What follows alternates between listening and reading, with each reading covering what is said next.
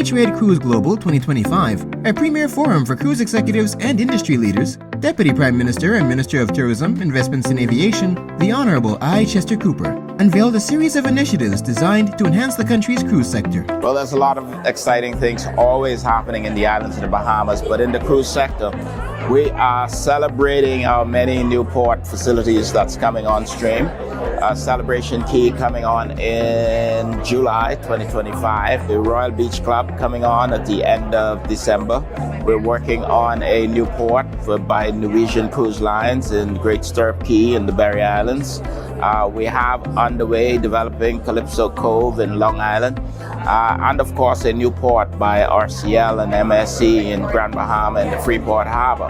We are encouraging small luxury cruise liners to come to our shores as well. Going into the family islands, it's ideal for the demographic that enjoy small cruises, luxury cruises. They want authentic, off the beaten path experiences.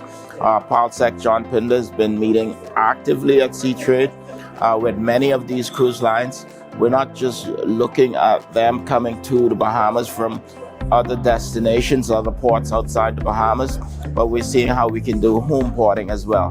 This is very interesting because we can see cruise ships going into Morgan's Bluff or to Long Island or Miguana and Nagua Acklins or Crooked Island, where typically they would not receive cruise traffic.